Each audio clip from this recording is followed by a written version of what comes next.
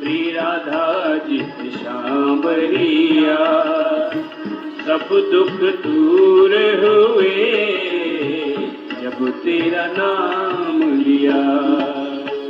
देख रहे हो तुम मेरे दुखड़े सारे, देख रहे हो तुम मेरे दुखड़े सारे, कब दर्शन दोगे मेरी आंखों के तारे, कब दर्शन दोगे मेरी आंखों के तारे, अब दर्शन दे दो नयनों के तारे, अब दर्शन दे दो नैनों के तारे, नैनों के तारे। अधर पे मुरली है, कांधे पे कांवरिया, सब दुख दूर होंगे जब तेरा नाम लिया। ब्रज के नंद लाला श्री राधा जी के शांबरिया, सब दुख दूर हुए जब तेरा नाम लिया। सब दुख दूर हुए राधे, ओ सब दुख दूर हुए जब तेरा नाम लिया।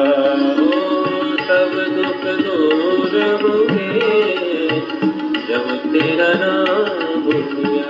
ओ सब दुख दूर हुए जब तेरा नाम लिया।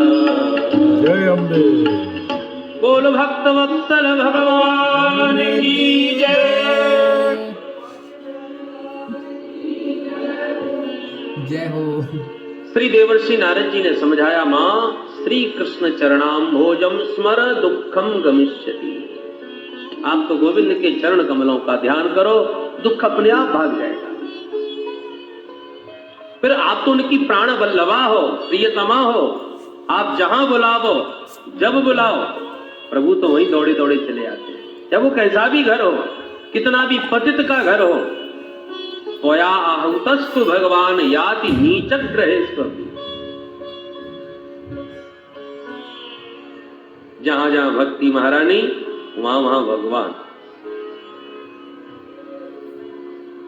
चाहे वो व्याध का घर हो, बहेलिया का घर हो, रायदास का घर हो, मीरा का घर हो, किसी का भी हो, अरे गजेंद्र का हृदय हो, वानर भालू का हो, भक्ति जहां है वहां भगवान जाए बिना रह नहीं पाते।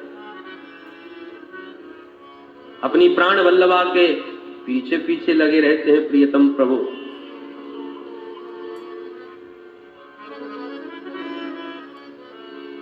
भक्ति की बड़ी महिमा नारद जी ने गाई और अब ज्ञान वैराग्य को स्वस्थ करने का प्रयास करने लगे। ज्ञान और वैराग्य के पास आकर के देवर्षि नारद ने बड़े बड़े दिव्य वेद मंत्रों के माध्यम से वेद पाठ किया। चारों वेद सनई सनई सुना दिए, लाभ नहीं हुआ। उपनिषदों का पाठ किया, फिर भी लाभ नहीं। सबका सार भगवद गीता को भी सुना दिया, एक बार नहीं। गीता पाठेर मुहुर्मुहु, अनेक बार भगवद गीता का भी पाठ सुनाया। थोड़ी सी चेतना तो आई, परंतु फिर गिर गए। अब नारद जी को चिंता होने लगी। ज्ञानम प्रबुद्ध्यताम शीघ्रम रे वैराग्य प्रबुद्ध्यता। ज्ञान खड़े हो जाओ, वैराग्य सावधान हो। बहुत पुकारे, परंतु जब कोई लाभ नहीं दिखा तो नारद जी को चिंता हो उठी, अब क्या करूं। मेरे तो औषधालय में जितनी चूरन चटनी थी सब चटा दी। स्वास्थ्य नहीं ठीक हो रहा इन दोनों का, तो अब कौन सी दवा लाई जाए। आकाशवाणी हो गई, व्योम वाणी तदैवा भूम मारिषे खिद्यतामिति उद्यमः सफलस्तेयं भविष्यति न संशयः। आकाशवाणी ने दिशा निर्देश किया, नारद जी उद्यम करो, सफलता अवश्य मिलेगी। क्या करूं? आकाशवाणी ने कहा, एतदर्थम तु सत्कर्म सुरर्षे त्वं समाचर। सत्कर्म करो नारद जी, तभी ये स्वस्थ होंगे। और वो सत्कर्म का स्वरूप कैसा होना चाहिए, कैसा होगा, ये कोई संत तुम्हें समझाएगा। किसी संत से पूछिए। अब नारद जी सोचने लगे। आकाशवाणी ने भी बात गोलमाल करी, स्पष्ट नहीं कहा। अरे या तो कोई संत का नाम ही बता देते कि अमुक महात्मा के पास चले जाओ, तो मैं सीधा पहुंच जाता। या दवा का ही ठीक से नाम बता देते तो मैं उस दवा को ढूंढ लाता। सत्कर्म करो और कोई संत समझाएगा, दोनों बात गोलमाल। तो इतनी में ये वेद, उपनिषद और गीता के पाठ सुना रहा था, ये क्या सत्कर्म नहीं था? यदि ये सत्कर्म नहीं है तो सत्कर्म का स्वरूप कैसा होगा और कौन संत समझाएगा? चलो ढूंढते हैं, कोई ना कोई तो मिलेगा ही। नारद जी निकल पड़े, जो महात्मा मिलता है उसी को प्रणाम करते। महाराज जी बताइए सत्कर्म किसे कहते हैं? छोटे मोटे महात्मा तो वैसे ही नारद जी के हाथ जोड़ लेते। नारद जी ब्रह्मा जी के पुत्र हो, सारे ब्रह्मांड में तुम्हारी गति है, और इतना दुनिया भर में घूमने वाले महात्मा हमसे आके पूछ रहे हैं कि सत्कर्म किसे कहते हैं? हम क्या बतावेंगे महाराज? और जो बहुत प्रतिष्ठित महंत महात्मा थे उनके पास जाकर के पूछा, महाराज आप बताइए, तो वो अपनी इज्जत बचाने के लिए इशारा कर लेते। आजकल नवदुर्गाओं में हमारा मौन व्रत चल रहा है। बोलो जय श्री कृष्ण। मौन खुलेगा तब बात करेंगे इशारे में। मुंह की भूतास तथान्य तू कि अंतस्तु पलाएगा। कुछ मौन व्रत लेके बैठ गए, कुछ दाएं बाएं हो गए, और नारद जी को समुचित प्रत्युत्तर देने वाला कोई महात्मा नहीं मिला। अब नारद जी को और भी ज्यादा परेशानी बढ़ गई। क्या किया जाए भाई?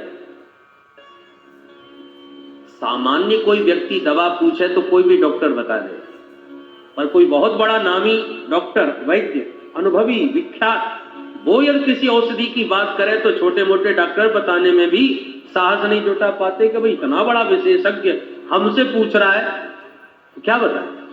तो नारद जी कोई अपने में कम संत थोड़ी है, महान संत है, तो उनको जवाब देने वाला कोई ऐसे ही थोड़ी साहस कर लेगा। जब कोई कहीं से भी जवाब नहीं मिला तब नारद जी सीधे बद्रीनाथ की ओर चल पड़े। भगवान नर नारायण का जहां नित्य निवास है, ऐसे उस विशालापुरी में मेरा समाधान अवश्य हो जाएगा। यही सब सोच करके नारद जी बद्रीनाथ में विचरण कर रहे थे, तो चारों भैया सनकादियों से भेंट हो गई। नारद जी अपनी पूरी व्यथा कथा सुना के कहते, महाराज अब आप ही बताइए, आपने मेरी चिंता का कारण पूछा, मैंने समस्या पूरी सामने रख दी। अब कृपा करके बताइए वो सत्कर्म कौन सा है जो आकाशवाणी ने मुझे बताया। आप कोई साधारण महात्मा तो हो नहीं महाराज। आपकी सबसे बड़ी पहली विशेषता तो यह है कि सदैव वैकुंठ में पहुंच गए, और भगवान के नित्य पार्षदों ने जब आपको रोकने का दुस्साहस किया तो टेढ़ी भ्रकुटी करके 3 जन्म के लिए उन्हें धरती पर गिरा दिया। येषां भूभंग मात्रेण द्वारपालौ हरे पुरा भूमौ निपतितौ सद्यो यत्कृपात पुरंगतौ। टेढ़ी भ्रकुटी करने मात्र से भगवान के नित्य पार्षद नीचे गिर गए, और आपकी कृपा से ही फिर दोबारा अपने स्थान पर पहुंचे। ये आपकी प्रतिभा है, ये आपका तप है। प्रत्यक्ष आपके जीवन में उस तपस्या का प्रभाव यह है कि 24 घंटे हरिशरणम ये मंत्र चलता रहता है। इसलिए जरा युष्मान न बाधते, बुढ़ापा कभी आपको आता ही नहीं। पूर्वजों के भी पूर्वज हो गए, पर 5 साल से कभी 6 साल के नहीं हो। काल गति आपको प्रभावित नहीं कर पा रही महाराज। इसलिए आप जैसा संत और कहां होगा। कृपा करके मुझे आप ही बताइए कि वो सत्कर्म कौन सा था जो आकाशवाणी ने मुझे